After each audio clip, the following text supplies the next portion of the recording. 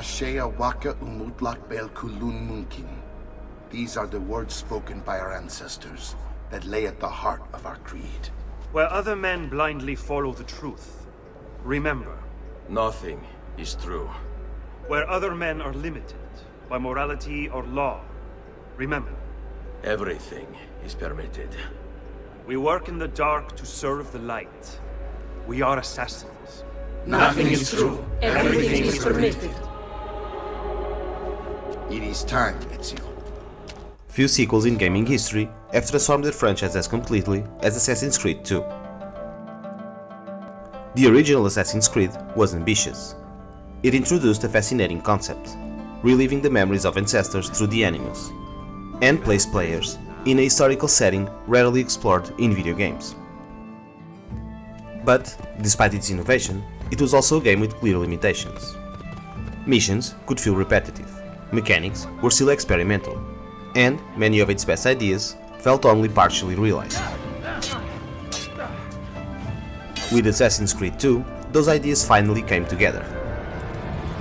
Developed in 2009 by Ubisoft Montreal, and once again directed by Patrice Desilets, the sequel refines nearly every system introduced in the original, while dramatically expanding the scale and ambition of the series. It also introduces one of the most beloved protagonists in video game history, Ezio Auditore da Firenze. I see you wasted no time starting the celebration. Ezio would go on to define the identity of the Assassin's Creed franchise for years to come. His personality, his growth, and the journey he begins here helped transform the series into one of the most recognizable names in the industry. Requiescat in pace. For this review, the version played was the one included in the Assassin's Creed Ezio collection, which brings the original experience to modern platforms with improved textures and lighting while preserving the core of the game. Even today, Assassin's Creed 2 remains one of the defining titles of its generation and one of the best games of all time. It is a good life we lead, brother. The best. May it never change. And may it never change us.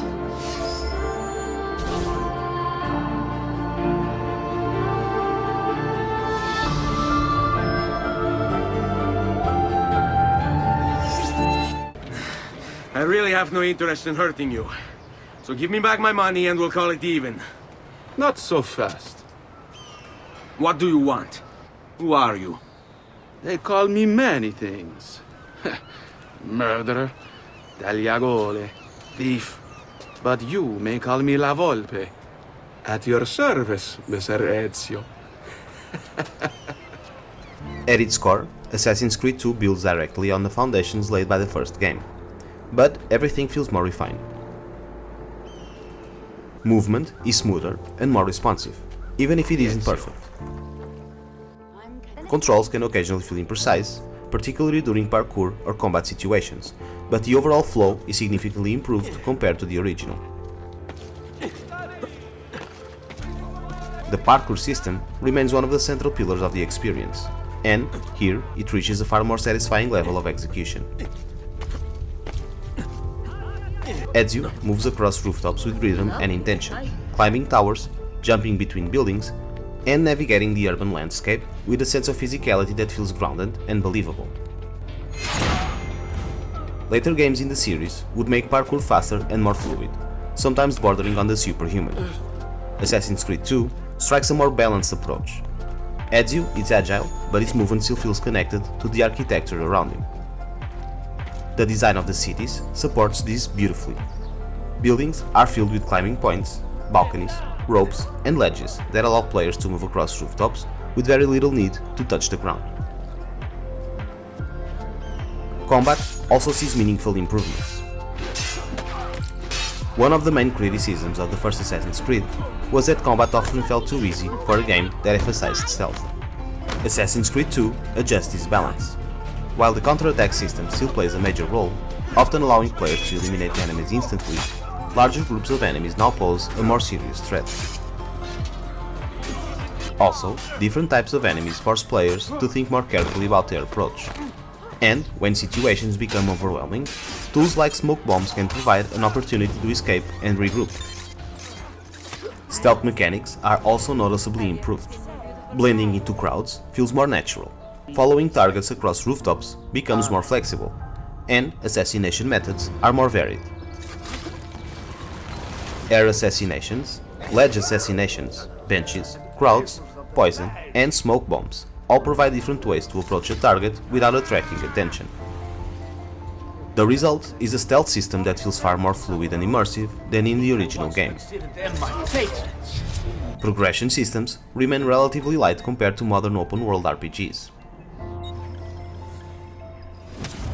There is no traditional leveling system, but Ezio gradually unlocks new abilities, weapons, and mechanics as the story unfolds. Players can also invest money in stronger weapons, improved armor, and consumable items like medicine or ammunition.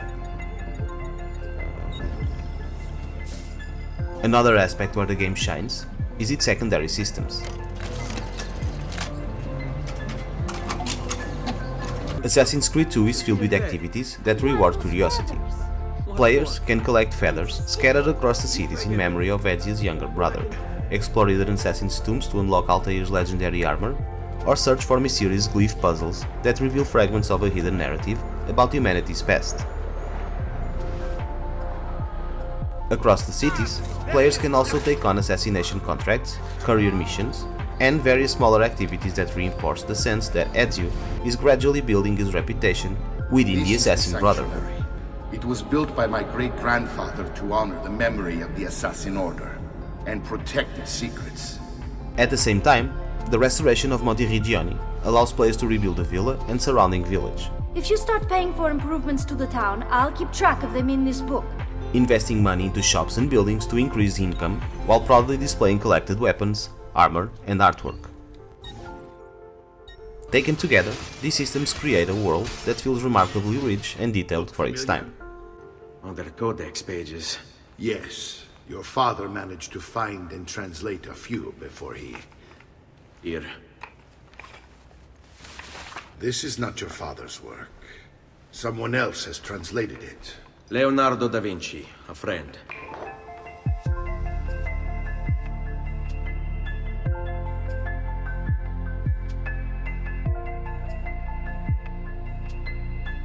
Fascinating. Absolutely fascinating. What is it, Leonardo? What does it do? I could no more explain this than explain to you why the Earth goes around the Sun. You mean the sun around the Earth? It's fabricated with materials that shouldn't exist. And yet, this is clearly a very ancient artifact. If gameplay refinement defines Assassin's Creed 2 mechanically, narrative ambition defines it emotionally. My father and brothers have been imprisoned. I was told to bring you this. I see now. The game continues the modern-day storyline immediately after the events of the first game, giving players a much clearer view of the conflict between assassins and Templars. Welcome back. So this must be the infamous Subject 17. Desmond Miles, was it? What was once mysterious and partially hidden now begins to reveal its true scale. You really think this will work? That I'll become an assassin?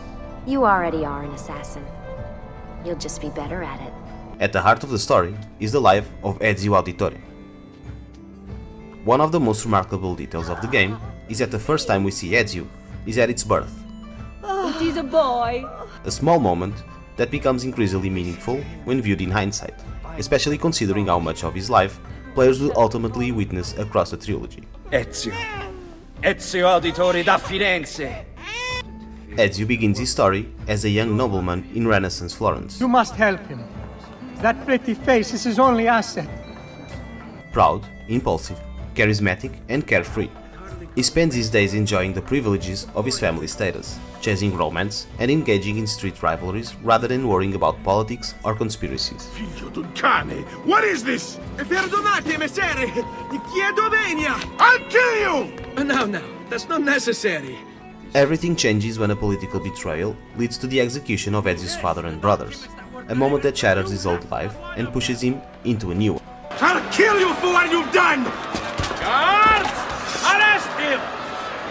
Forced to flee Florence with his mother and sister, Ezio's journey begins as a quest for revenge.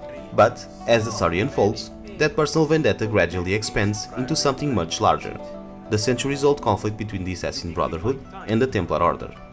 Then it's true. Savonarola has taken control of Firenze. Supporting characters play a crucial role in their transformation. His uncle, Ezio Auditore, becomes both mentor and protector. Do I know you from somewhere? Don't you recognize me? It's a me, Mario! Historical figures, such as Leonardo da Vinci or Niccolo Machiavelli, ground the story in the political realities of Renaissance Italy, blending fiction with history in a way that became the hallmark of the franchise. Watch. Silence! I demand silence! Other characters bring personality and energy to the narrative.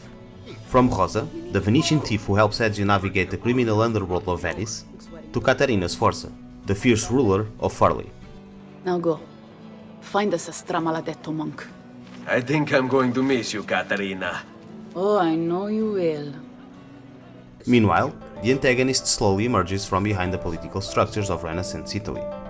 The mysterious Spaniard, manipulating events from the shadows, is eventually revealed as Rodrigo Borgia, tying the story directly into real historical power structures.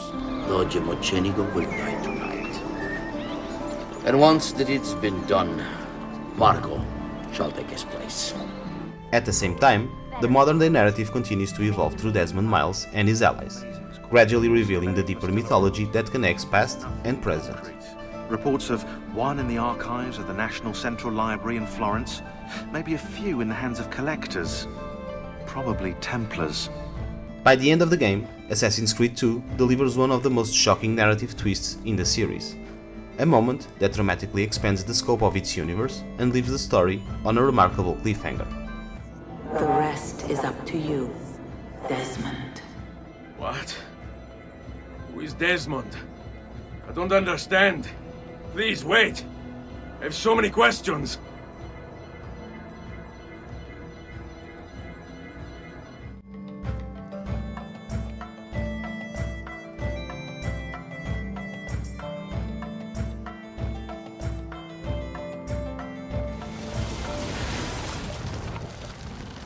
There you are, Ezio. Why so serious? It's my birthday. Davvero? 100 di questi giorni. That's wonderful. Is it?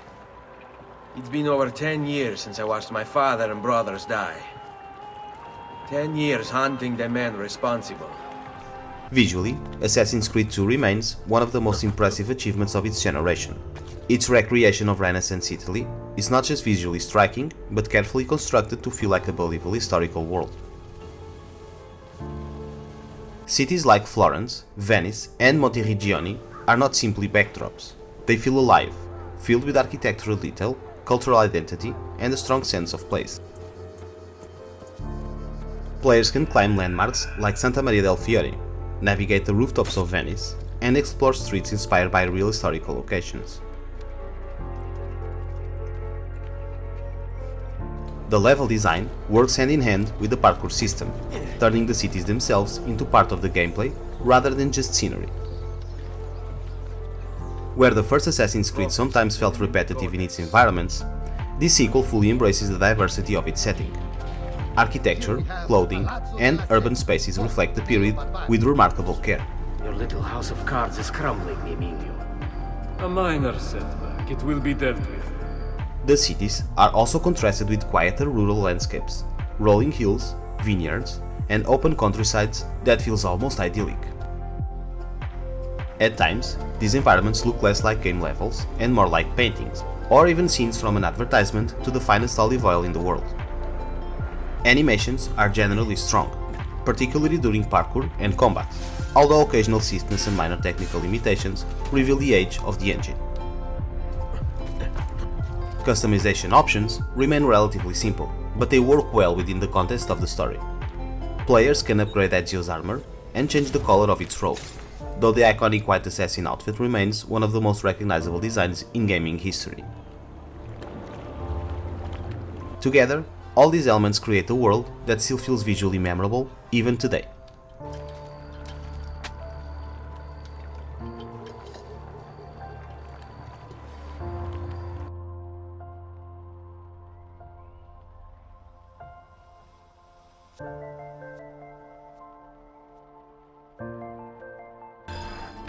Stop! Signore, don't drink that! You are too late. The Doge is dead. What? Carlo? Apologies, signore. But you should have listened to me when you had the chance. Seems you have failed, assassin. Forgive me, signore. I tried. Why? What was it all for? The soundtrack, once again composed by Jesper Kyd, is one of the defining elements of Assassin's Creed 2.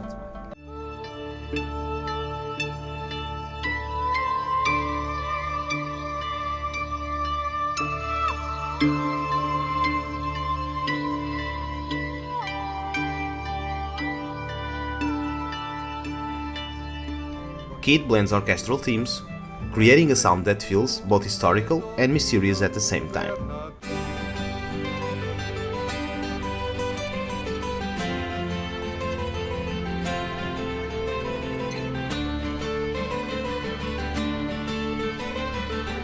Tracks, like Ezio's Family, would later become some of the most recognizable pieces of music in the entire franchise.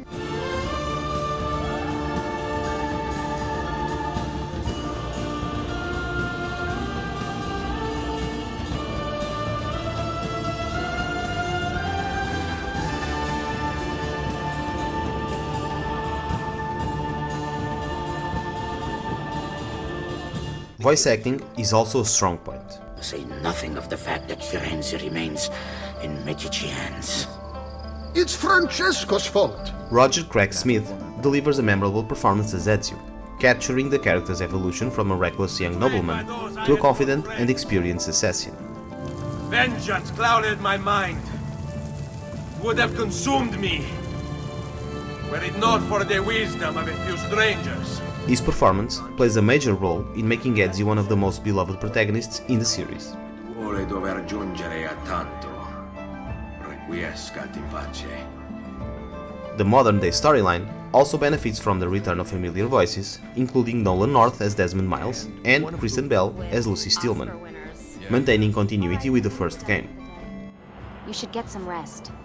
Lucy, what happened to 16 wasn't your fault. You were just as much a prisoner as I was. Thanks. Good night, Desmond. Dialogue frequently incorporates Italian words and expressions, giving conversations a natural sense of place without becoming difficult to understand. Thank you, Leonardo. Non c'è di che. At the same time, the ambient soundscape of the cities adds greatly to the immersion. Street musicians perform in public squares, merchants call out to customers, and crowds react dynamically to events around them, making the world feel lively and believable.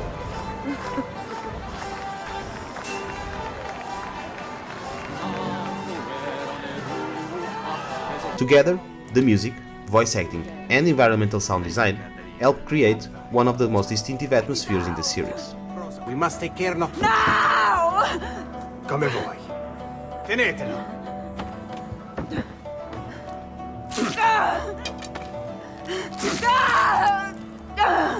I'm sorry, piccola. Sorry! Ficcatelo nel culo, you're sorry!